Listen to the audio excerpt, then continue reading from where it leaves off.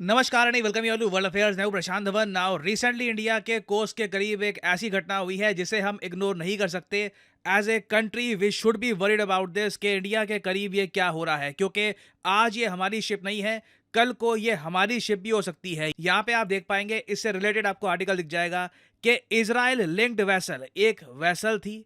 बताया जा रहा है कि ये इजराइल का जो कार्गो है ये कैरी कर रही थी, प्राइमरली केमिकल्स वगैरह। तो जैसे ही ये वेसल इंडिया के कोस्ट के काफी करीब आई, अचानक से एक ड्रोन इस पर आक्रमण करता है ना। ये ड्रोन का आक्रमण किस टाइप का था? क्या ड्रोन ने मिसाइल लॉन्च किया है या फिर ड्रोन ही सीधा क्रैश कर गया इस वेसल पर? इस पे अभी प्रॉपर क्लैरिटी आई नहीं है, मगर यह पक्का पता है कि इस वेसल को अटैक किया गया। इस वेसल में 20 इंडियंस भी थे, कई इंडियंस हैं, ये इस तरीके से कार्गो शिप में काम करते हैं, उनकी जॉब होती है ये। तो 20 इंडियंस भी थे यहाँ पर, वो लोग बिल्कुल सेफ हैं, किसी की मौत नहीं हुई। मगर ये अपने आप में बहुत ही चिंता की बात है कि इंडिया के कोस्ट के करीब अब ड्रोन अटैक हो रहे हैं वेसल्स पर। इससे देखिए बिजनेस एनवायरनमेंट बहुत खराब होता है। गुजरात के तट से 200 किलोमीटर दूर कुछ इतना दूर नहीं होता। आप अगर ओवरऑल इंटरनेशनल ट्रेड के हिसाब से देखो तो शिप्स इतना डिस्टेंस बहुत ही आराम से कवर करती हैं। तो इंडिया के काफी करीब माना जाएगा ये। इंडिया के इतने करीब अगर ड्रोन्स अटैक कर रहे हैं तो वी शुड बी कंसर्न्ड, और इसलिए इंडियन नेवी एक्टिव हो चुकी है। इंडियन नेवी ने अपनी जो वॉरशिप्स हैं ये भी भेज दी है। और आपके माइंड में एक क्वेश्चन आएगा कि यह सब किसने किया होगा, किसने इस इजरायली लिंक्ड शिप को एक ड्रोन से अटैक किया है ना। यहाँ पे आप ऐसे कई लोग ये कह सकते हैं, अच्छा ये मोस्ट प्रॉब्ली यमन के हूती रिबेल्स होंगे ना। आपको पता होगा यमन के हूती रिबेल्स लगातार इजराइल पे आक्रमण करने की कोशिश कर रहे हैं। जो भी शिप्स गुजरती है रेड सी से, जहाँ पे कुछ एविडेंस मिल जाता है कि वो शिप इजराइल से लिंक्ड हो सकती है, इजराइल की शिप हो सकती है, उसको काफ़ी बार हूती रिबेल्स टारगेट करते हैं। तो मोस्ट प्रॉब्ली वही होंगे ना। वेल प्रॉब्लम देखो ये है, अभी के लिए हम कुछ सर्टेनिटी के साथ नहीं कह सकते।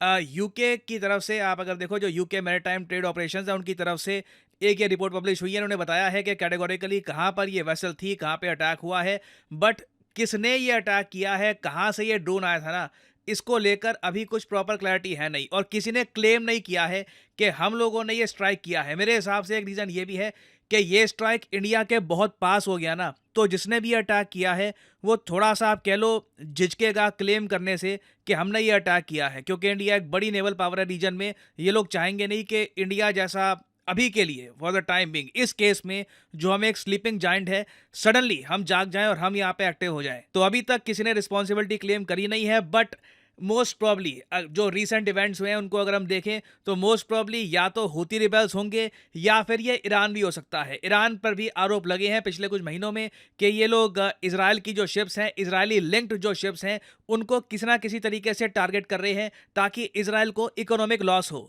और अगर यहाँ पे आपका एक क्वेश्चन ये है कि ऐसा क्यों किया जा रहा है, तो इसका सिंपल आंसर है इजराइल हमास वॉर। देखिए मिडल ईस्ट में, प्राइमरली आप कह सकते हैं इस्लामिक कंट्रीज में, इजराइल हमास वॉर आज के समय ना एक ह्यूमंगस इशू बन चुका है, क्योंकि 78 डेज हो चुके हैं ये वॉर थम नहीं रही। और कई रिपोर्ट्स, अगेन देखो ये रिपोर्ट्स प्राइमरली आ रही है from Egypt, from Saudi Arabia और कुछ हद तक कतर। ये लोग क्लेम कर रहे हैं कि जो इस्लामिक कंट्रीज हेल्प करना चाहती हैं फिलिस्तीनियों की, उनकी हेल्प भी काफ़ी बार इजराइल ब्लॉकेड कर रहा है या फिर अड़ंगे डाल रहा है, ऑब्स्टेकल्स क्रिएट कर रहा है। तो इस वजह से देखिए इजराइल के प्रति आक्रोश बहुत है। और इस आक्रोश का मैं आपको एक एग्जाम्पल दिखाता हूँ। रिसेंटली मलेशिया कंट्री ने ये ओपनली अनाउंस किया कि जो भी इजराइल लिंक्ड शिप्स ही होंगी, मतलब कि इजराइल की शिप्स तो छोड़ दो, अगर कोई शिप है वहाँ पे इजराइल की शिप की को ओनरशिप है, कुछ एक लिंक मिल गया कि इस कार्गो शिप का ना कहीं से कुछ लेना देना है विद इजराइल, उसको ये अपनी शिपिंग लेन से ऑल टुगेदर बैन कर देंगे। क्यों? रीज़न ये कहते हैं फिलिस्तीनियों के अगेंस्ट बहुत ज़्यादा क्रुएल्टी दिखा रहा है इजराइल। ऑल्दो आप अगर मैप पे देखें तो यहाँ पे अगर मैं आपके साथ जूम इन करूँ, ये यहाँ पे आप देख पाएंगे ये हमारा प्यारा भारत हो गया और मलेशिया यहाँ पे है। और मलेशिया ऑफ कोर्स ये जो शिपिंग लेन कट करने की बात कर रहा है, इसका प्राइमरी रीज़न है क्योंकि ये जो यहाँ पे आप देख रहे हैं मलक्का स्ट्रेट, इसमें मलेशिया का एक बहुत ही बड़ा स्टेक है। मलेशिया और इंडोनेशिया ये दो कंट्रीज़ हैं, ये दोनों आप कह सकते हैं प्राइम ओनरशिप रखते हैं मलक्का स्ट्रेट की। दोनों कंट्रीज चाहें तो इस स्ट्रेट को बंद भी कर सकते हैं। तो इजराइल के लिए ये बहुत बड़ा झटका था। और एक एक करके मैं देख रहा हूँ बहुत सारे इस्लामिक कंट्रीज हैं, उनकी जनता ही वहाँ पे उन पे प्रेशर डाल रही है, सरकार पे प्रेशर डाल रही है कि आप इजराइल के अगेंस्ट कुछ एक्शन लो।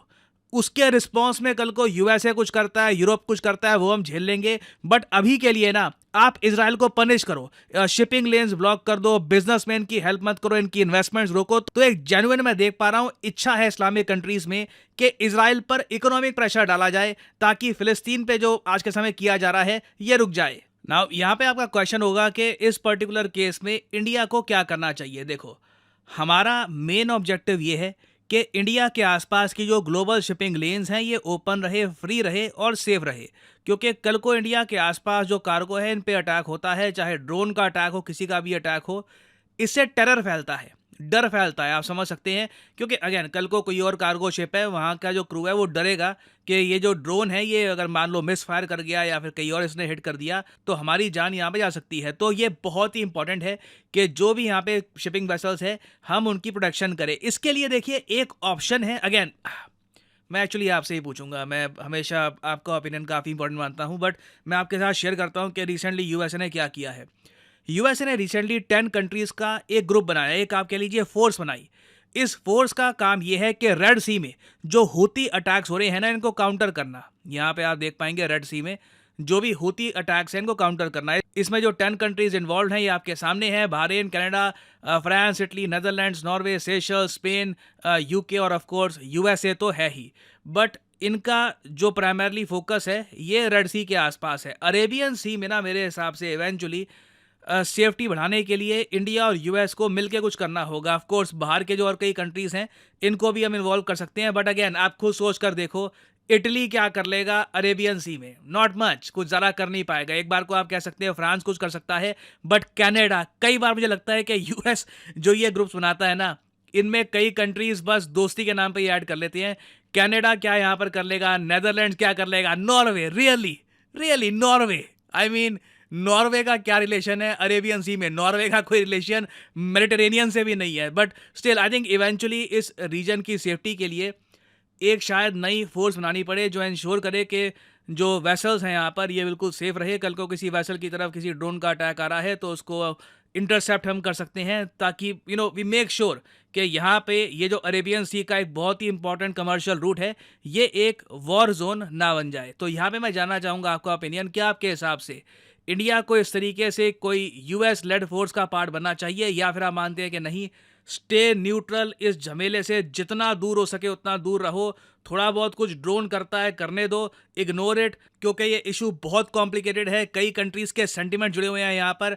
हम ये नहीं चाहते कि देखिए कि हम एक साइड को सपोर्ट कर रहे हैं, एक साइड के अगेंस्ट है। तो लिखिएगा इसके बारे में कमेंट सेक्शन में, मैं जानना चाहूंगा आपका ओपिनियन। और फाइनली यहाँ पर मैं ये भी ऐड कर दूं कि आज अनअकैडमी की सेल का आखिरी दिन है, तो ये जो सेल है इसके डिस्काउंट्स आप यूज करना चाहें कर सकते हैं। कॉमेंट सेक्शन में जाइए, यहाँ पे आपको दिख जाएगा ये लिंक, इस लिंक पर करिए क्लिक और यहाँ पे यूपीएससी का जो आइकॉनिक कॉम्बो कोर्स है ये आप कर सकते हैं परचेज। यहाँ पे आप देख पाएंगे लिखा है 23 दिसंबर को जो ये सेल है ख़त्म हो जाएगी। आपको सेल यूज़ करने के लिए सिंपली यहाँ पे कोड डालना है PD10 और प्राइसेस अपने आप गिरना स्टार्ट हो जाएंगे।